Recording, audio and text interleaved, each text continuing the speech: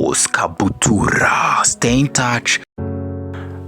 Reka nizere yuko mumeze neza wowe nkumi, nawe musore ndetse nawe mugabo, nawe mugore, mwahisemo kujya mukurikirana Boss Kabutura umunsi ku munsi ku mbuga nkoranyambaga zacu, aho tuba tubagezaho amakuru agiye atandukanye kandi ashyushye, ndetse tunabagezaho byinshi nzi neza ko mutabona ahandi. Uyu munsi rero ni kuwa gatanu, murabizi neza ko biba bidasanzwe habe na gato. Ndagira ngo nkumenyeshe ko ngufitiye Kigali Boss Baby. Stay in touch. Boss Kabutura. Stay in touch.